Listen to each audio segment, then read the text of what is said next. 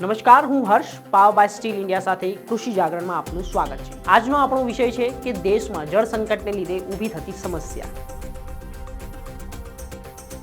તો હાલમાં દેશની 13 નદીઓમાં પાણી સંપૂર્ણપણે સુકાઈ ગયું છે, જેના કારણે આગામી દિવસોમાં દેશમાં જળ સંકટની સ્થિતિ સર્જાઈ શકે છે, જેની સીધી અસર ખેતી પર પડશે। ભારતમાં ખેતી પર સંકટના વાદળો છવાઈ રહ્યા છે। સતત ઊંડું થતું જળ સંકટ ચિંતાનો વિષય બની રહ્યું છે। તે જ સમયે કેન્દ્રીય જળ આયોગ દ્વારા આ ચિંતામાં વધુ વધારો કરવામાં આવ્યો છે। વાસ્તવમાં આયોગ દ્વારા એક રિપોર્ટ જારી કરવામાં આવ્યો છે, જેના કારણે એક ચોંકાવનારી બાબત સામે આવી છે। રિપોર્ટ અનુસાર ભારતમાં આગામી દિવસોમાં જળ સંકટ વધુ ઘેરી બની શકે છે, જેની સીધી અસર ખેતી પર પડશે।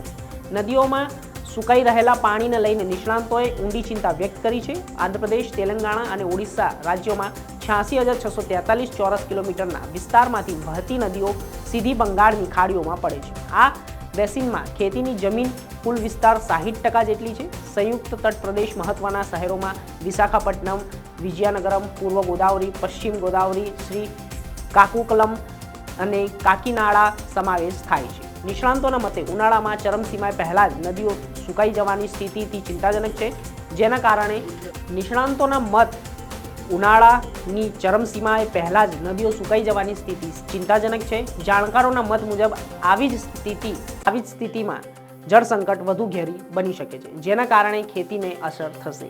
ગંગા તટ પ્રદેશ વાત કરીએ તો તેના પર 11 રાજ્યોના લગભગ 2,86,000 ગામો આવેલા છે। અહીં પાણીની ઉપલબ્ધતા ધીમે ધીમે ઘટી રહી છે। અહીં ખેતીની જમીન કુલ બેસિન વિસ્તાર 66,000 એટલે કે 66.57% છે। તો નર્મદા, તાપી, ગોદાવરી, મહાનદી અને તેની સાથે સંકળાયેલી દરેક નદીઓની સાથે આ નદીઓની અંદર પાણીનું સ્તર ઘટી રહ્યું છે। તો તત પ્રદેશની અંદર તેમની ક્ષમતા અનુક્રમે 46.2% એટલે કે 56,376.78 અને 39.55% સંગ્રહ નોંધાયો છે। તો જ્યારે નિષ્ણાંતોના મતે આ ચિંતાનો વિષય છે। દેશના 150 મોટા જળાશયોમાં જળ સંગ્રહની ક્ષમતા 36%નો ઘટાડો થયો છે। 6 જળાશયોમાં પાણીની સંગ્રહ નથી અને તે જ સમયે 86 જળાશયોમાં પાણીનો સંગ્રહ 40% કે તેથી ઓછો છે।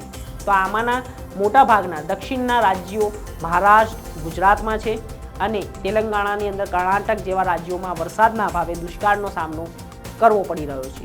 તો જેને કારણે દેશના મુખ્ય જળાશયો સુકાઈ રહ્યા છે અને તેમાંથી 7.8% વિસ્તારોમાં ભારે દુષ્કાળની સ્થિતિ છે। તો હાલ સમાચારોમાં બસ આટલું જ। દેશ, દુનિયા અને એગ્રીકલ્ચર ન્યૂઝ માટે જોતા રહો કૃષિ જાગરણ। નમસ્કાર।